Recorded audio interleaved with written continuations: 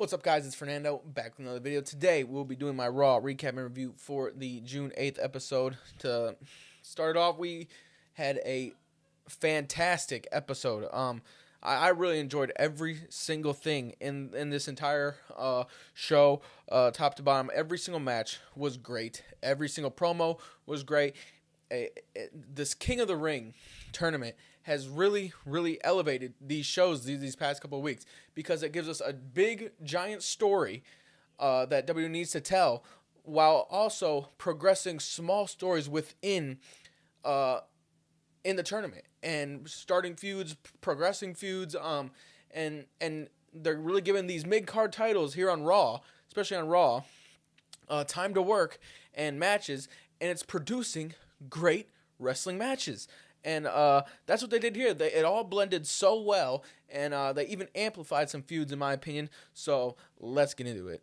We start the show off with Obafemi coming to the ring and basically quotes Paul Heyman saying he's going to be, this is a spoiler, he's going to win King of the Ring. And he goes on to mention Brock Lesnar cheating, which I really liked. I don't want that to get swept under the rug, that the reason Obafemi lost was because he was attacked before the match from behind the back from Brock Lesnar, and that's how Brock Lesnar was able to pick up the victory. So I thought that was a good little tidbit in his promo, that and really set the tone that they're going to have that it's 1-1, and obviously going to have that third match later on.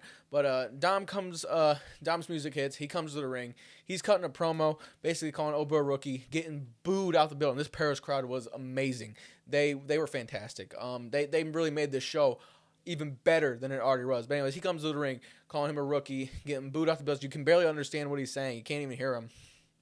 And then JD McDonough comes from behind, hits Obafemi with the chair, has no effect. And so Obafemi punches the steel chair right into JD McDonough's face. Dominic hits a 619 onto Obafemi as he's like in the ropes trying to get to JD, and goes for a fall from grace, but JD McDonough is able to pull Dominic Mysterio out of the ring. This was just a fun little segment to preview next week with the Dominic Mysterio versus Obafemi in the King of the Ring tournament. I thought it did a good job of getting the heat for Dominic Mysterio, him playing that little kind of a bitch role, him trying to use his dirty little tactics, and obviously this got Oba on the show, got the crowd absolutely hyped, and let him cut that promo on, and Brock Lesnar even calling him a big bad bitch. So I thought that was a great segment to start the show off. Really set the tone. And then we get to the Queen of the Ring Fatal 4-Way qualifier. We have Alexa Bliss versus Chelsea Green versus Becky Lynch versus Liv Morgan. Now, this match was fantastic. It started off real hot with Bliss and Becky Lynch going for their finishers. Chelsea Green did a great job storytelling, really she hyped up the crowd the most, and the crowd was eating it up. Every time Chelsea Green was trying to amp up the crowd, they fell for it. They obliged. I don't know if that's a word, but anyways, so they're going back and forth, fast paced. There's a cool reversal where Liv Morgan's going for her Oblivion, gets turned into Sister Abigail, which then Becky Lynch hits a manhandle slam on Alexa Bliss. And then Chelsea Green hits an unprettier on Becky Lynch, and then she gets rolled up for the winner, Liv Morgan. Now, obviously, WWE has caught a lot of heat for making Liv Morgan in this tournament because she is the world champion. Like, there's no need for her to be in this whole entire tournament. But for the match itself on Raw, I enjoyed the match. It was great. These women put on a banger, and another thing about this match is it was monster. It was a star versus a star versus a star. They had four of the top most over people, most biggest stars in one match. That's what this Queen of the Ring tournament brought us, was a fantastic match. But back to the winner. Obviously, it makes no sense for Liv Morgan to be in here. For me, I don't care. If I get more Liv Morgan content, if they can feed me more Liv Morgan, happy birthday, by the way, I don't care. She's gonna, if she goes on and gets far in the tournament, it's gonna be entertaining because she's gonna put on good matches. And with the way her character work, running her mouth, if she wins the whole entire tournament, I wouldn't necessarily have a problem with it because she has been the workhorse of the women's division for years and years and years is finally getting that payoff that she deserves. So it wouldn't make the most sense, but I wouldn't have the problem with it because I feel like if WWE gives her storytelling and features her, she's able to take it and take it places and do good. Obviously, they haven't featured her with Stephanie Vaquer ever since she got injured. So Liv Morgan's just been sitting in the back doing a bunch of nothing. But at least we're getting something with Liv Morgan, and everyone knows that she can do good with what she's given. Then we have another backstage segment where Seth Rollins basically thanking Montez Ford for helping him last week. And then another interesting is this is the real good part. Is the Usos meet Seth Rollins in the locker room area. They interrupt him, and they basically tell him, don't talk about the family. And Seth Rollins goes in on the Usos, saying that they're just Roman's bag boys. They're probably pretty much calling the Usos Roman's little bitches. Like, that's pretty much what he was saying. And he goes in on him, and then the Usos tell Jacob Fatu, handle him. And Jacob Fatu just walks up and gets in Seth Rollins' face and doesn't do anything. And this was great because eventually down the line, it leads to another backstage segment where the Uso, especially Jay, Crash Out Jay, was telling Fatu, you didn't run the play. You didn't do what we told you to do. And Jacob Fatu says, I didn't acknowledge you. You ain't my OTC. I only acknowledge Roman Reigns. Basically, he ain't going to listen to these two punk-ass Usos. And that, I love this. I hate the whole Bloodline saga. I hate that they're rehashing it and redoing it in the exact same manner that they did years ago. But at least they're adding a little bit of friction between Jey Uso and Jacob Fatu, and that Jacob Fatu is the only acknowledged Roman Reigns, which, again, seeing them as a three, all three of them together, it just made Jacob Fatu look so bad. I am so sorry. That looks so stupid. He looks like another little minion to Roman Reigns, and I just don't like that for Jacob Fatu. And then we get to the Women's Intercontinental Championship match between Sol Ruca and Lyra Valkyria. This match starts off real technical. They're kind of going back and forth, reversal for reversal, and then it picks up with them doing their normal type of moveset.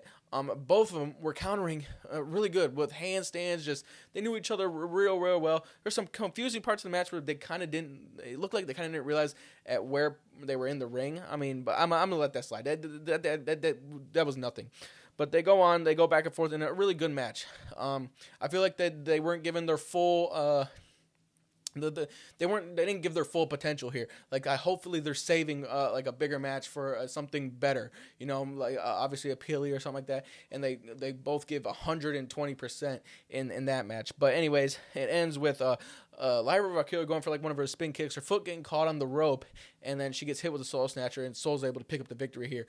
I love this finish, and I loved the commentary basically telling that Lyra knows what she's doing, that she studied the game, but one little slip up of her foot getting caught on the rope cost her the entire match. I really love that they not make an excuse for Lyra, but putting into perspective, like, shit happens. You sometimes you just come up a little bit short, and that's what happened here with Lyra. And then obviously with Soul winning, I kind of figured this was going to be her little gimmick, which has kind of been all the mid cards for the last few years, is just a workhorse champion. No real big storyline, but they're constantly featured on the card, putting on pretty decent wrestling matches, which is what we got here with Sol Ruca and Lyra here. So I'm going to give this another thumbs up. The show has started off with just good, and it continues. And then we get an LA Knight promo. He basically comes to the ring and he calls out the Bloodline. He goes at all of them, and then he even goes at Adam Pearce for basically letting it happen. And I can really relate to this. A lot of people can relate to this. He goes at Adam Pearce, his boss, saying that basically telling him he doesn't know how to manage shit. That's pretty much what it like.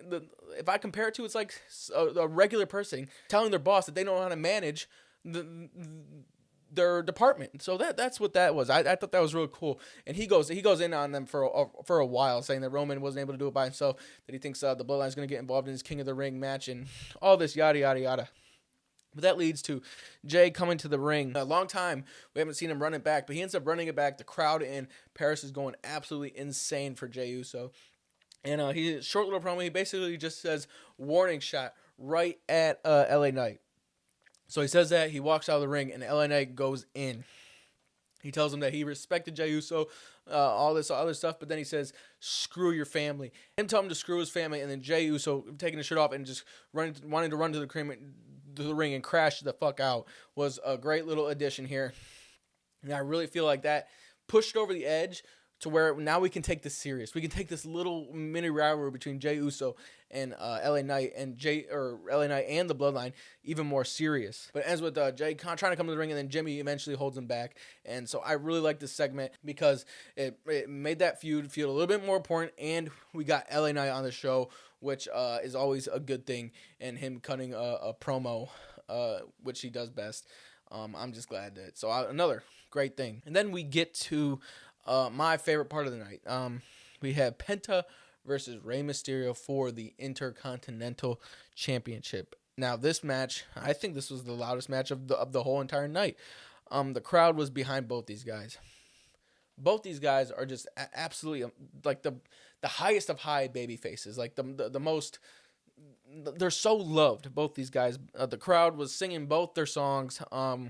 They had Lucha Libre chants throughout the match, but like the match was just real basic, but it was just so fantastic, man. These two are just smooth in the ring. Obviously, they have chemistry.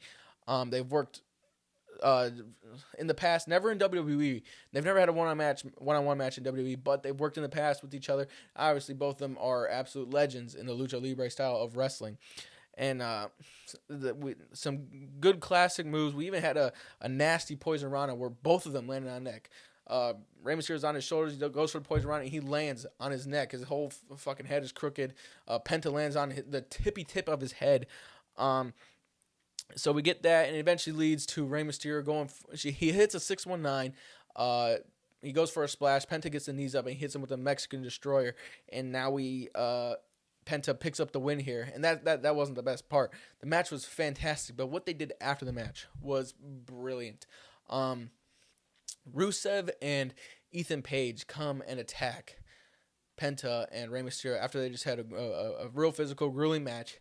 And they're beating him up. Dragon Lee comes to the ring. They end up beating him up too, so they get the upper hand again, and they rip Rey Mysterio's mask off. Rusev takes Rey Mysterio's mask off, and these two are getting booed out the building. They just took out the top baby faces of the whole night, and he takes his mask off, and boom, Chad Gable, his music hits, and the arena goes insane. So he comes to the ring and he defends all the luchadors that are in the ring. He takes out Rusev, he takes out Ethan Page, and he picks up Rey Mysterio's mask that Rusev had taken off and gives it back to Rey Mysterio. This was absolutely genius. If WWE can do the right thing and pull this off, it's great. Because obviously the whole thing with Chad Gable and Luchador started back in Penta's debut when Penta beat him. So he does all that. He gets put in the El Grande Americano gimmick. He goes through what he did, puts on the best match in years over in AAA when the Mask vs. Match. And then he comes back and he's showing respect, apologizing to all the luchadors for basically making fun of him the past 2 years. And he comes back, saves the luchadors from the attack and the embarrassment of getting unmasked. And now he is going to be one of the biggest baby faces in Mexico, and I think it's finally starting to translate onto the main roster, which I am so psyched about. He gave him back the mask, and the whole place, maybe it was just because it was in Paris, but the whole crowd was just so into it. They realized what had just happened, and now it's like a completely full circle moment. And obviously, I think this is potentially leading to that rematch versus Penta, maybe at SummerSlam, where Chad Gable can get that full circle moment, learning the Lucha Libre way and winning the Intercontinental Championship from Penta. So I thought this was just brilliant. I loved every single second of it. The match, the post-match beatdown, and then the save by Chad Gable. This gets a triple thumbs up from me. I loved it, especially with these two, Rey Mysterio and Penta, being some of my favorite wrestlers of all time. And then I got to give my respect to Chad Gable because the work he has done is just phenomenal. And he's finally getting credit for how good he truly is.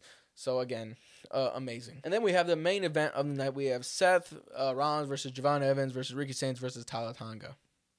Now this match, it took a while for it to heat up, and it's because of one thing. Tala Tonga was dominating the whole first portion of this match, and every time Tala Tonga started to get his offense off is when the match died down. Like WWE's fascination with these fucking these big ass Samoans, and they say he's 7 foot. The dude is 6'8". He's not 7 foot. He's 6 foot fucking 8. He sucks. He sucks in the ring. He is so boring to watch. There's nothing to grab onto with this dude. Like he offers nothing in WWE. But in WWE protected him in this match, making him look like the big bad monster. But it was complete dog shit when Tala Tonga was involved. But anyways, it has like the whole match. They're trying to gang up on him and take him out. It eventually leads to him choke slamming Jevon Evans onto the announce table, Seth Rollins stomping Tala Tonga, and then double stomping him onto the floor. And finally, that's when the match was like really got good. But then right after that is when it ended. They take out Tala Tonga. Seth goes back into the ring, and he hits a stomp on Ricky Sainz, and he's going for the 1-2-3. He's gonna pick up the win here, and boom, he gets pulled out the ring by Austin Theory. And at this point, I'm like, oh my gosh, I got kind of mad here, but then WWE really saved it here with the shocker, with the stunner. Jevon Evans hits an OG cutter on Ricky Sainz and picks up the win here. Fantastic. I love this. Again, just like Dirty Dom on Friday Night SmackDown, Jevon Evans comes out of nowhere and wins the match. Him being a superstar. He is so over with the fans, but he's a little bit of an underdog. You just don't expect WWE to push him to the moon. And obviously this was just one win, but I love the fact that they did it in the shocking fashion with a main eventer, a solidified main eventer like Seth Rollins. He wasn't, and he didn't pick up. I was almost 100% sure that Seth Rollins was going to pick up the win here. If I had a second choice, it would have been Jevon Evans, but I didn't think they were going to do that. No way. And they did. So congrats to Jevon Evans. I'm glad. Hopefully that can maybe even send him into somehow get him into, because if you look at his side of the bracket, there's no one like, oh yeah, they're 100% going to win. I would love to see Jevon Evans in the final in the King of the Ring tournament. And you have that full circle moment with him versus Obafemi, all the history they had. Man, I loved the surprise of Jevon Evans winning here. But let's get to the other side of the story. Was obviously Austin Theory and Braun Breaker interfering with the match and taking out Seth Rollins. I actually thought this was done. I thought the whole Vision versus Seth Rollins done. Seth even kind of mentioned it in one of his backstage interviews that it's behind him. It's in the past. And that's what Braun and Seth's match looked like. Like the last match last week, it looked like the end of a feud type of match. But obviously we're going to continue. And I thought this had legs, but the legs died out quickly, man. There's nowhere for these two to go. Braun Breaker has taken a huge step back. And WWE just can't seem to get that momentum that he had back. I just don't see it, man. I mean, what's he going to do? He's going to beat Seth Rollins and then go do what? He's going to lose to Seth Rollins and then go do what? Like, he's already eliminated from the King of the Ring tournament. Seth Rollins eliminated from the King of the Ring tournament. So there's going to be title challenges for the next few months. Do they keep this feud going? I just don't know. It doesn't intrigue me anymore. They have to add something to it. In the Montez Ford edition, it's a little something, but he's just kind of playing the side fiddle with Austin Theory, who I just can't take seriously, and I don't like it.